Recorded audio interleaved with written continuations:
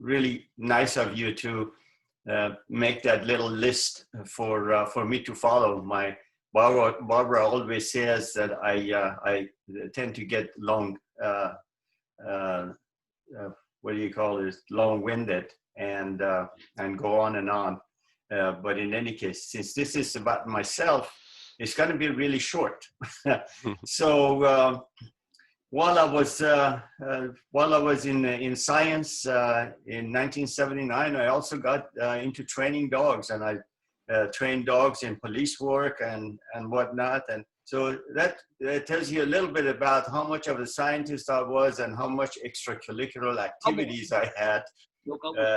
So I trained German Shepherd dogs and I bred German Shepherd dogs for about 20 years, and I became a judge, went out and judged the police dog trials and everything across the United States and in Europe. Then anyway, but with my interest in physical fitness and being out of shape by 1990 because of building careers, as Chris mentioned, I started consistent weight training in 1990 and running. I don't believe in no hurt, no gain. So it took me about 6 months to be able to really comfortably run a 5K at a pretty good pace. I learned to enjoy running, and to a point where I would go for a long run every once in a while, go for 18 or 19 miles. Where in 2005, my niece came and said, you know, you run all these long distances, why don't you go ahead and run a marathon with me next year? So I flew to Knoxville, Tennessee in 2006 and ran my first marathon. I got a medal and a t-shirt, and I thought, well, that's pretty good. And I started running marathons since then. And then I'm kind of hard-headed. I just keep trying and banging my head against the wall until I realize that, you know, maybe I need some help. But it takes about 2 or 3 years. And then I wanted to get faster and faster and run better and everything. And better shoes wouldn't really do it. It really had to do with techniques, and I needed to work on techniques. I finally realized that. Then I also didn't know anything about physical fitness and aerobic and anaerobic and, you know, what use they were, or I hadn't even heard of these things. So I joined Kingwood Fit and started running with them for a couple of years. Then in the Kingwood Fit, some people were talking about running Boston, and I looked up on the internet about Boston Marathon and the history of it. It really intrigued me. And in 2011, I ran 4 marathons, and I wasn't being able to qualify for an entry into Boston. I decided that, you know what, it seemed like the training is designed for people that really go from 6 months from not being able to really run or do anything until they can do a marathon. So it was designed for people not to get hurt. Anyway, then I decided, well, at this point I'm in pretty good shape that I'm not going to get hurt if I push myself a little bit, and I tweaked it a little. And in 2012, then I qualified for Boston, and 2013 was the first time that I ran it, and that was when the bombing happened too. Somebody from the finish line says, you know, this thing doesn't always happen. It was a good thing. And then, so in 2014, I ran it again because of what happened in 2013. And since then I qualified several more times, but I'd already run it twice. And I learned about from Houston Marathon, I learned about the original marathon, the Greek marathon.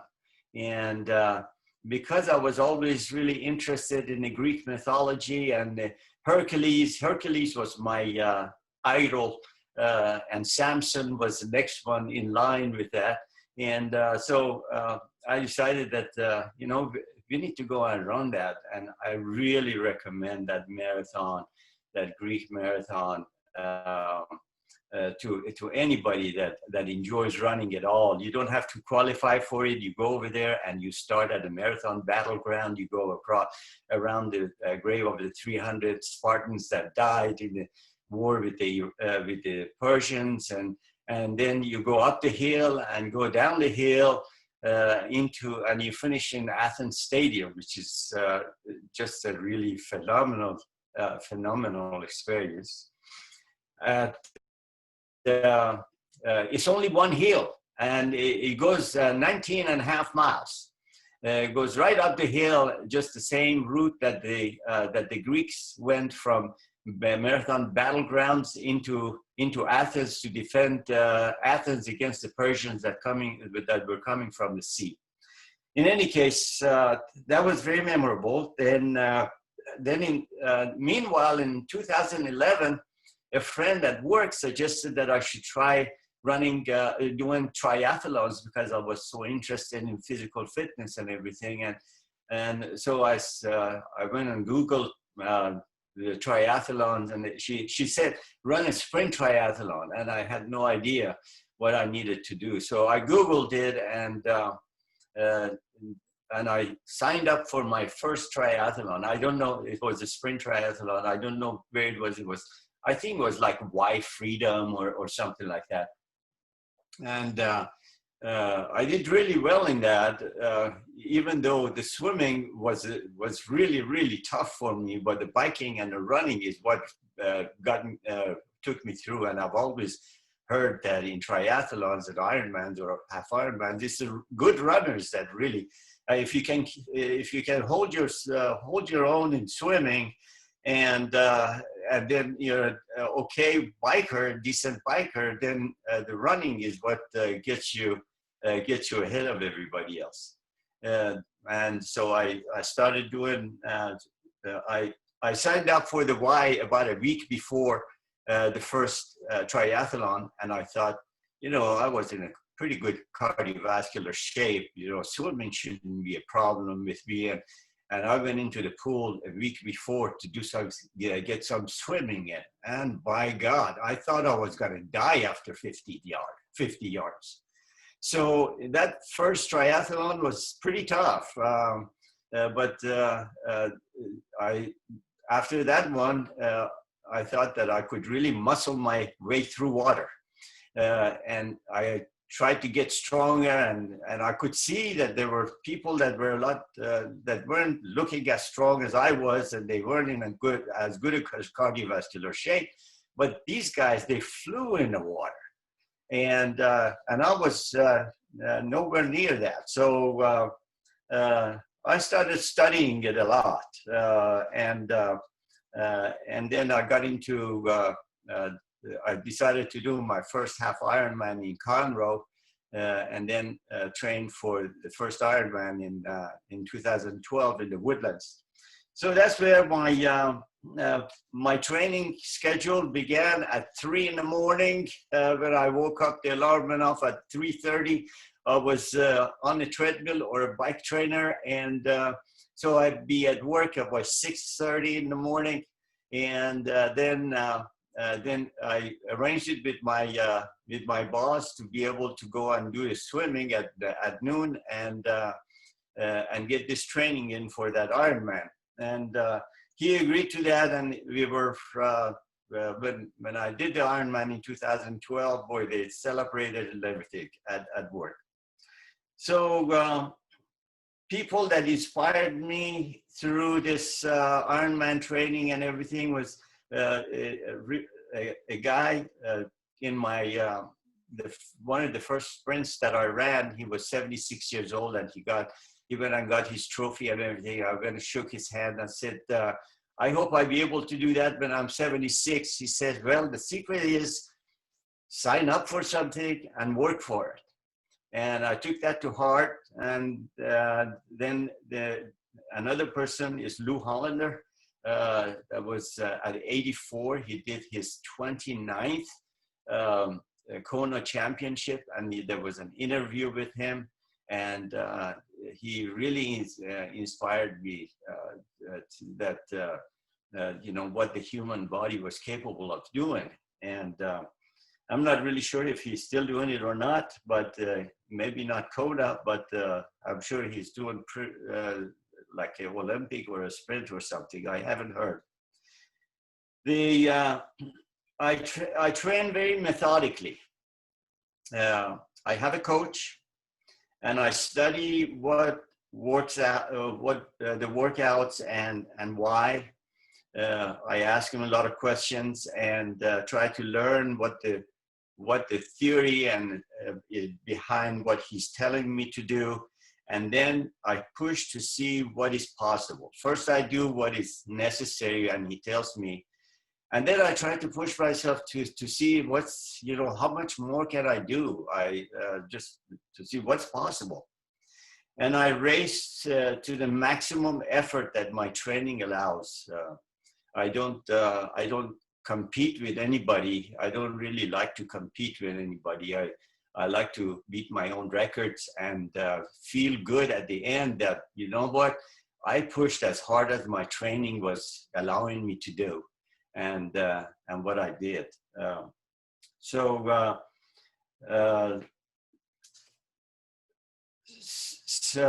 let's see, I've got some notes here. Others, okay, the only thing that others provide me from the races is what higher levels are possible. Then that tells me whether I need to think about a little bit higher possibilities. And I just work up to that as much as I can. Now, with the races that are canceled, I pretty much train the way I have, and I try to do, and I'm going to do a mock race where I can really push myself to the max for those races that I set up my course myself. We've got a good variety of terrains here. We've got Cold Spring that is really hilly. It gives you, you know, I did it about 4 weeks ago, and gives me like what was it, the 1,800 feet of climb within 50 miles. No, it was actually, no, actually but 3,500 feet of climb in 56 miles that I did. And then you have the flat course that's like Florida here in the Cosby area, and we have the Chapel Hill that you can go to. But in any case, we have a lot of possibilities. The weather is always a problem. I was telling earlier that I ran 15 miles this last Sunday, yesterday.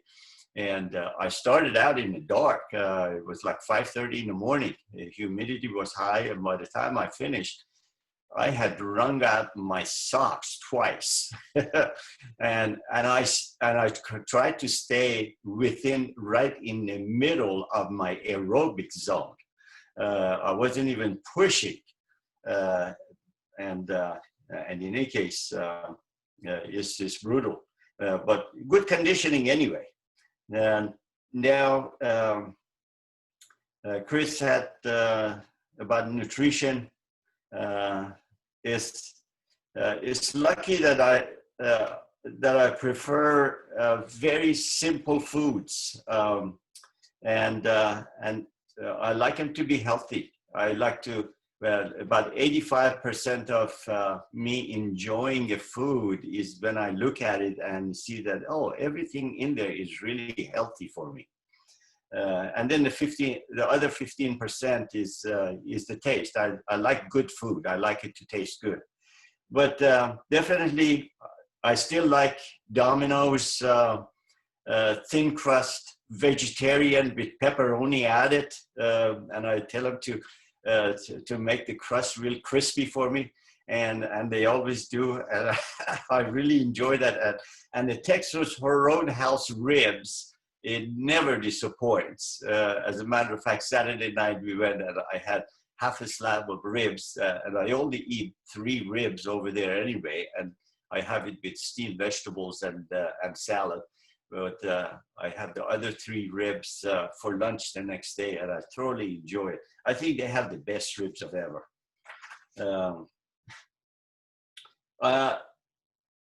But generally, I eat when I'm only when I'm hungry, and I stop eating when I'm just no longer hungry. I don't want to be full. I never take a second bite just because something is good. Only if I'm still hungry. I choose foods.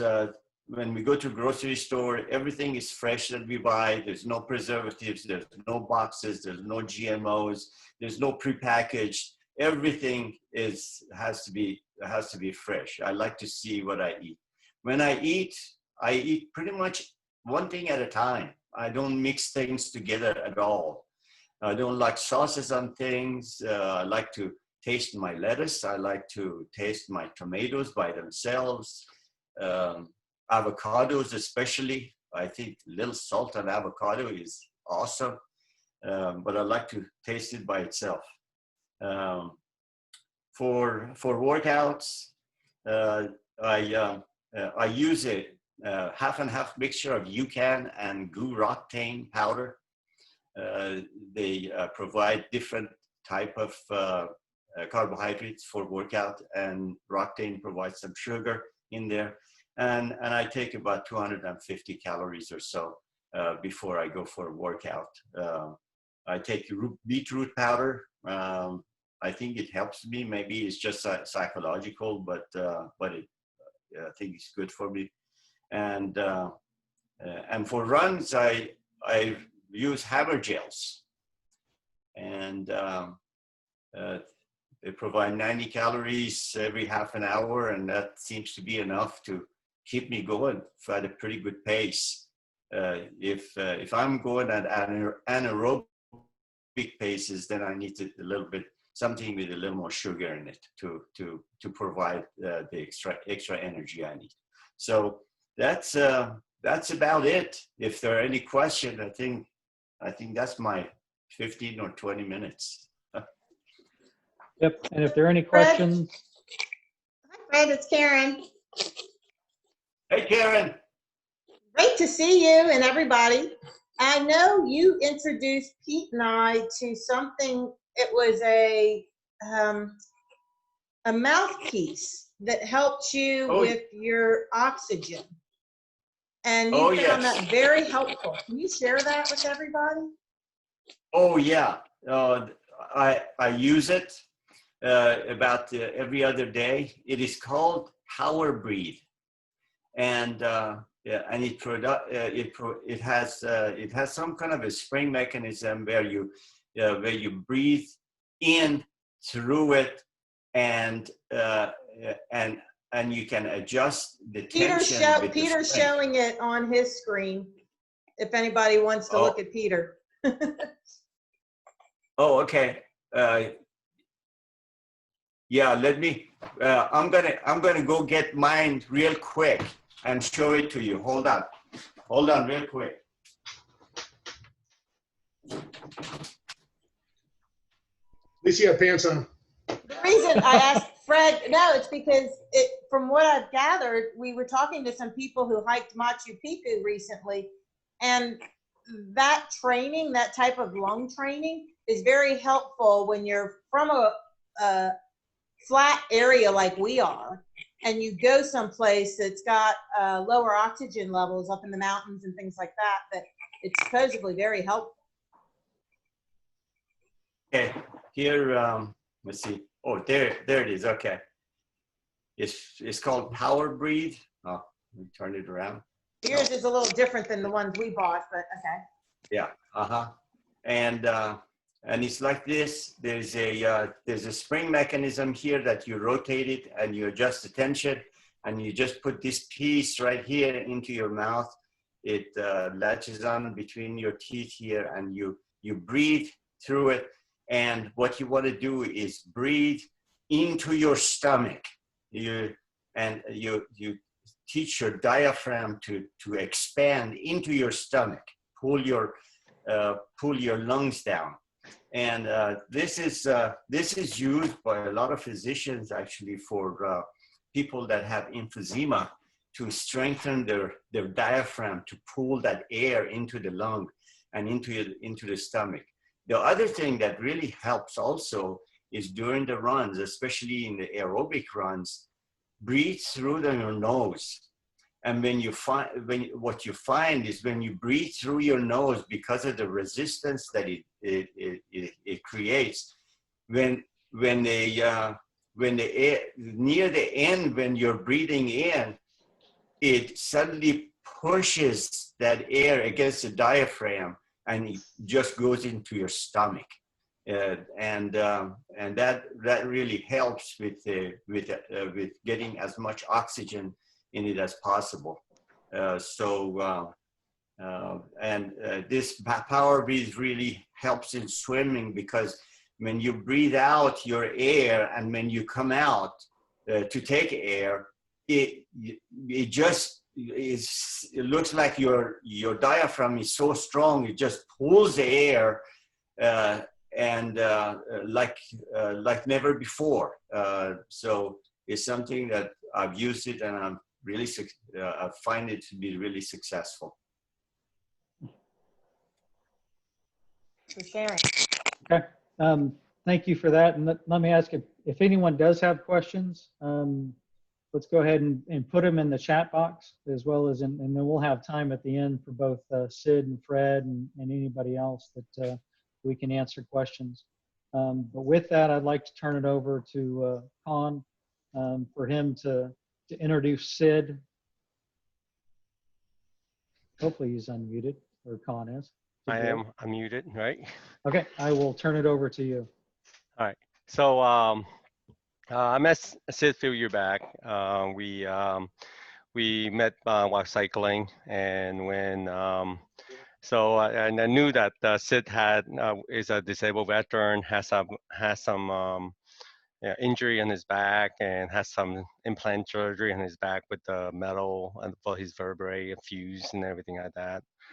So I was pretty impressed how well he can cycle, and kind of like kind of talk, and we went swimming, open water swimming, and Sid didn't know how to swim back then, not that well, or but one thing that I learned from Sid a lot over the year is, especially training my first Ironman, was that he inspired me. It was like after our 50-mile ride, one Saturday morning, this cold December, we went for an open water swim, and while we were he and I just went there, and with other friends, and then all of a sudden he just jumped in and started swimming without a care in the world. So here's the guy, here I am, worried about myself, having fear, not inspired, have my first Ironman coming up, and here's this guy just jump in and start swimming like nobody's business. So I got from him where it is really you yourself that's stopping you, and not what you want. If you want something bad enough, then you go get it. Yeah, nothing can stop you. That's what I learned from Sid. And Sid did his first Ironman last year, and he finished first in the physical challenge category, and Sid actually finished second overall in Ironman in the physical challenge category also. And he finished with his heart surgery, with his back with his in all his other injury, he was still able to finish the Ironman in sub 16 hour. So just just knowing that how he doesn't think of pain. Don't worry about pain. Just worry about what he can do, rather what he cannot do. That really inspired me and all of us around him to be better. So with that, I'll give it to Sid. All right, this unmute myself. Okay, mute myself. All right.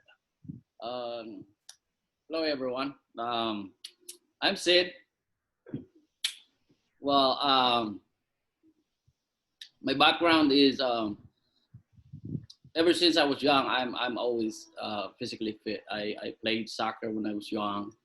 I was a Federal Reserve when I was in Chicago.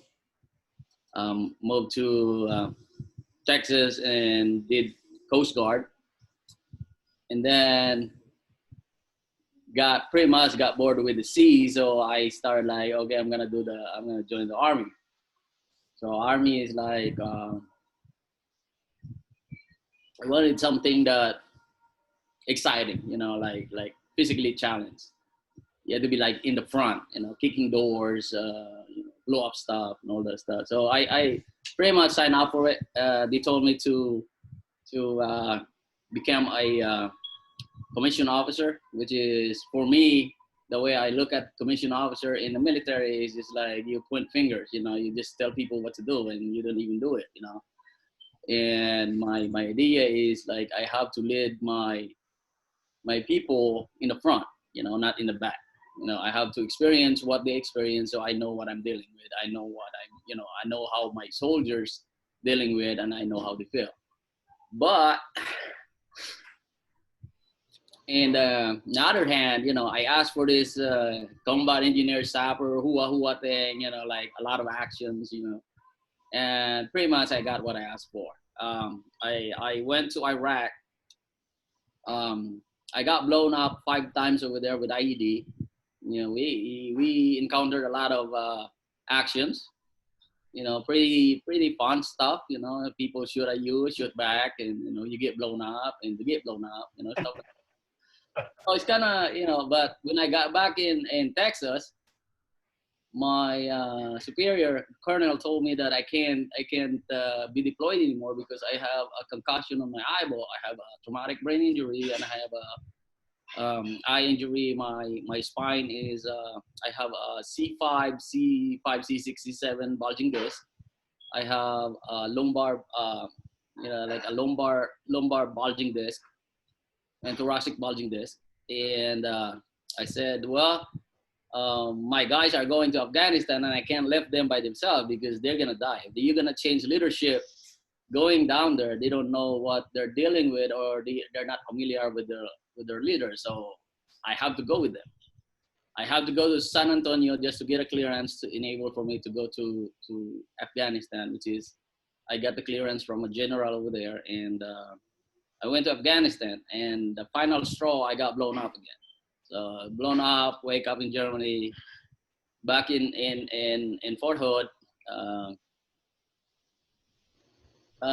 In short, they pretty much told me I can't go to the war anymore because I'm having too much fun. So they're gonna put me in Angleton to become a training officer, one of the training officers here in Angleton National Guard military base.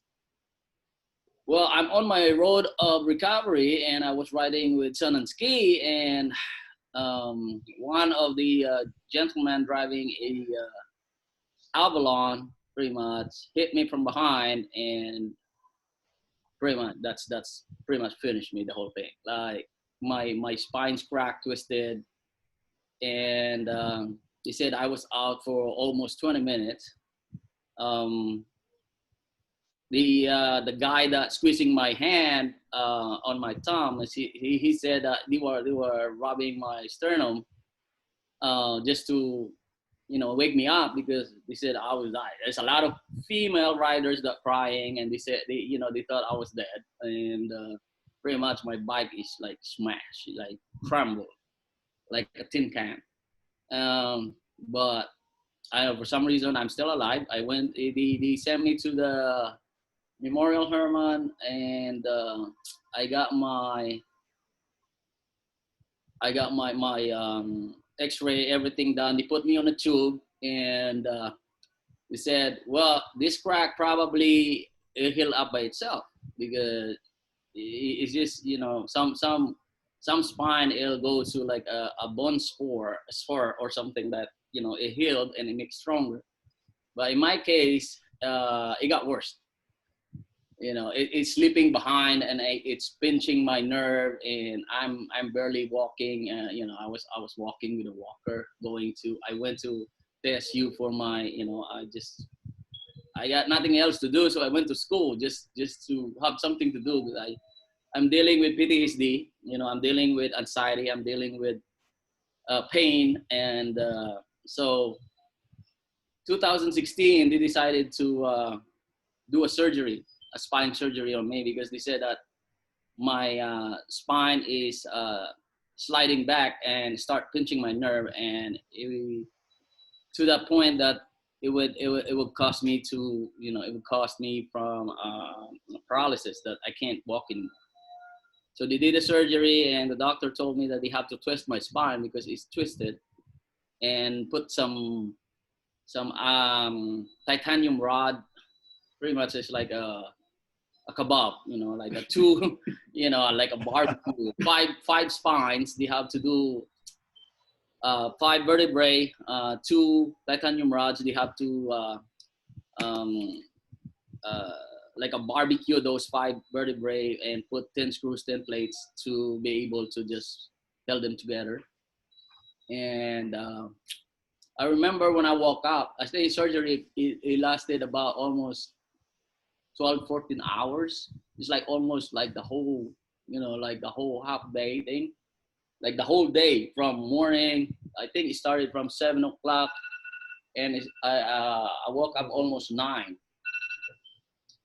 And when I woke up, I have this like severe pain in my groin area, and I couldn't, you know, I couldn't like tell what it is, and they gave me all this like Dilaudid, which is the strongest medication for pain, just pretty much knock you out and stuff. So the next day, the doctor visited me and touched my knees, you know, my thighs and everything. He said, "Can you feel this?" I said, "I couldn't feel anything."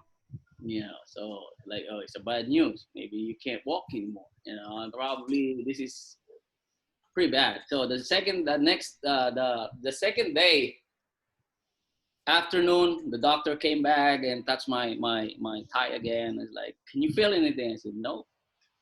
It's like, oh, so the doctor, "Okay, we'll check again tomorrow." So I was like, I was thinking about, oh man, I'm gonna end up in a wheelchair for the rest of my life. Like I think 2, 3 o'clock in the morning, I just started to just get out of bed, get on the walker, and start like limping. Like my wife helping me, and I called the nurse's station and asked somebody to just guide me and stuff. Start walking. You know, pain. I mean, pain is just in your mind. You know, just start doing it. You know, everything will follow. So I'm you know, I got lucky. You know, sensation came back. Next story short, I got discharged, start walking with a walker, put me in a wheelchair, you know, confined in the house, and start riding again with Toynes. Toynes is the first person that ride with me after my surgery. And the first 10 miles, I told Toynes like, "Hey bro, we have to stop. Man, I'm about to pass out." I was sitting on the curb, holding myself on a light post, and Toynes just rubbing my back because I'm about to pass out. Like, Toynes like, "You okay, bro? You okay?" I said, "Well, just give me a minute," and then we finished like 20 miles. Then we came back in one piece, everything. But ever since, from the start, Toynes is right there for me. You know, Toynes is the guy that pretty much like a friend that you can count on. You know, he's a genuine guy that, you know, he doesn't change anything. He's right there. You know what I'm saying? So he's the guy that you can count on. And I started cycling with the team. You know, that's where I start my physical training with. We have this road bike club in Pearland. I start riding, and I got stronger. And the next thing I know, Twins is doing a triathlon. I was like, what is triathlon? I said, oh, you're doing this bike, swim, and run. And I was like, okay, the bike probably I can do. The swim, the reason I got out in a Coast Guard, because when we did the Hewitt Igris training, you know, when you do like helicopter crash, put you in a pool, they flip the helicopter upside down, and you have to get out from that. I can't, for some reason, I can't surface because my bone is like, he said my bone density got heavy. I just like sink. I just stay at the bottom. I'm like, what's going on? So I did, that's the time that I decided to just get out from the Coast Guard and join the Army, because, and now this thing, Toyin told me that, okay, we have the bike, swim, and run. So I said, okay, the bike, I can do. The swim, I don't know. Maybe I'm gonna start swimming on the swim. On the run, probably the worst part of the event because of my back. You know, I can't, like, the impact, you know, when you bounce because of the surgery. So the first triathlon that I did is, the very first one is the Jeep and Bredis in Katy. And I enjoyed that a lot. You know, that's the very first triathlon that I did. And it challenged me, you know, like, okay, I can do this. You know, if they say that, hey, you know, this is the run, but I have to run with my cane because I have a balance issue, you know, like when sometimes I have a syncope, vertigo or something, and then I just trip, you know, like fall and pretty much like, you know, trip on my face and like fall on my face, and it's done. So I have, like, I run with my cane to, you know, just pretty much like a tripod thing. So I did after Jeep and Bredis, I did I think some I did the Galveston, the 70.3 Galveston. I did the Kima, yeah, the Kima. I did the Kima, which is breaststroke. That's the only swim. That's the only swim style that I can do is a breaststroke. I can do freestyle because I can't turn. Every time I roll, my back hurts, you know, because of the fusion. You know, my spine is like, it's stiff, you know. So I did a Kima, and it took me forever to finish, but hey, you know, I finished. You know, the goal is to finish, not to be like, okay, be the first one, whatever. You know, it's something that when you start something, you have to finish it. That's my you know, my goal. You know, when I start something, I have to finish, no matter what. You know, you have to. I mean, of course there's some obstacle in along the way, but you have to overcome the obstacle to be able to achieve your goal. So, and then the next thing I know is Twins doing the Ironman. It's like, what? You know, like Ironman? I was watching Ironman when I was in Tennessee. I got moved from my job in Chicago as a Federal Reserve officer to Tennessee, and I just watching these people swimming 2.2 miles, like swimming, and then you do the biking for 100 something miles, and then you do the run 26.2. And like, man, these people are crazy. You know, they're like, how in the world can you do that? Like, I can't even, you know, like maybe run, you know, the military, you run 5-6 miles, you do, right? Okay, you have the PT test for 2 miles, but not 26.2. You know, that's like a whole day thing, you know. It takes a lot of dedication and training and self-discipline and nutrition. You know, this is all about. It's not just, yeah. There's no way you can just do this like without being disciplined, without proper nutrition,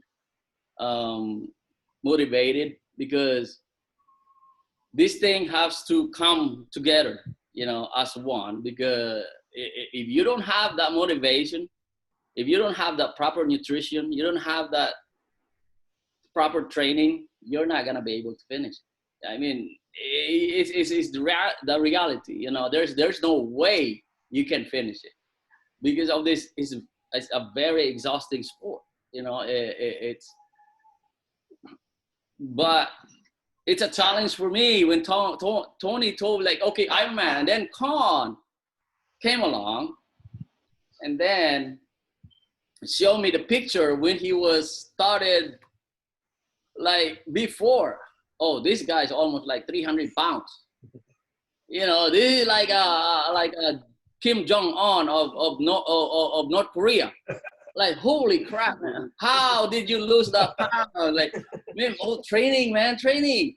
I was like, man, that pretty much like, oh, you know what? If this guy can do it, I can do it. You know, that's pretty much these two right here, Torrance and Con, is the two guys that pretty much gave me an inspiration and motivation to do this thing.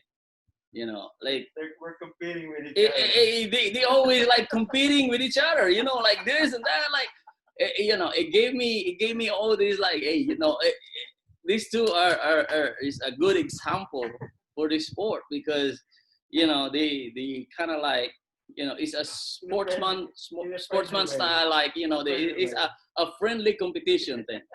A friendly competition, but it's for you. It's not for someone else. It's for you. You know, if you don't take care of yourself, who's gonna take care of you? I mean, it's for my personal experience, especially with the situation right now of this the COVID-19. In order for you to battle this thing, it's a respiratory problem. That's what I understand about this COVID-19 disease, right? It attacks your respiratory system.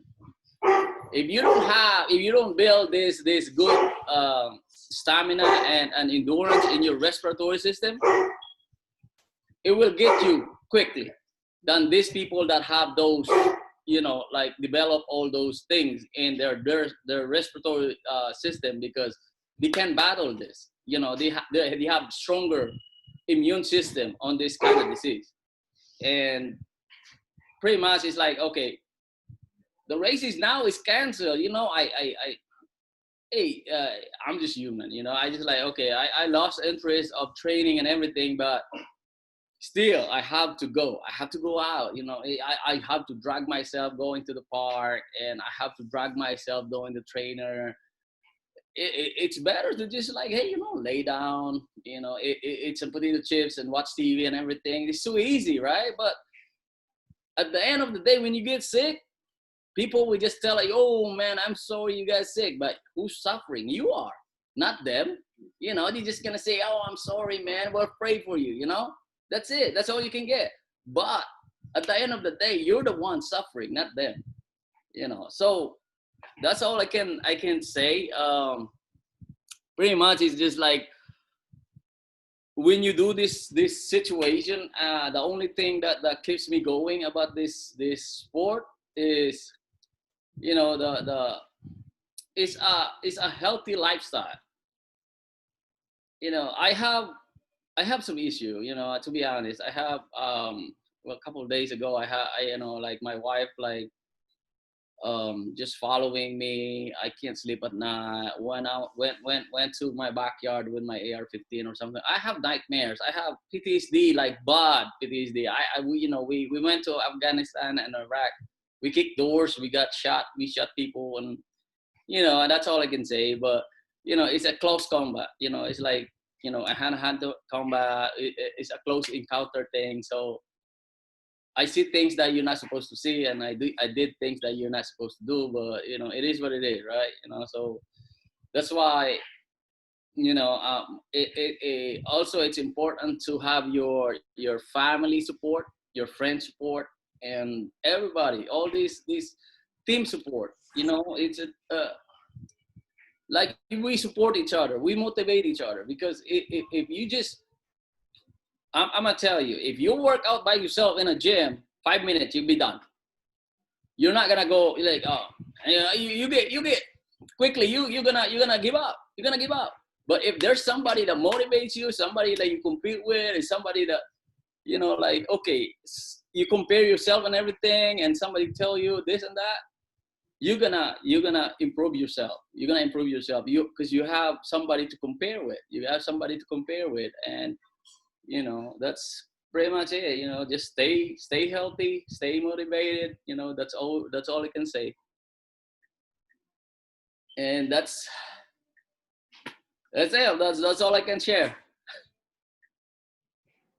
I don't know that there'd be much more anyone else could share. So Sid, Fred, thank you both very much for sharing your story. I know it's deeply personal going into both, and we appreciate one for you coming on talking, and Sid for your service as well. You've seen a lot, and that's greatly appreciated.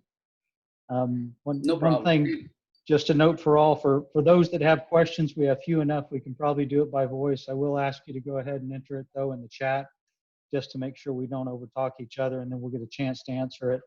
In addition, we do have a selection for some giveaways. So we're going to give away two sets of 2 swimming passes for Twin Lakes.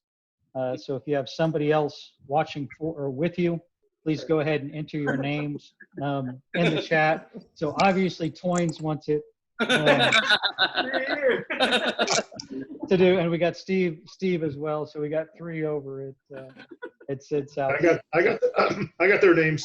They're good. All right, so you get all 3 of them, so we'll go with that. And in addition to that, I think Karen, you wanted to say something as well, so I'll give you the chance to do that. And then again, enter your questions and we'll give a chance. And as well as if you have any questions for the board, but especially for Fred and Sid, and I think everyone can see why those individuals kind of motivate a lot of us. But Karen, you had something you wanted to say?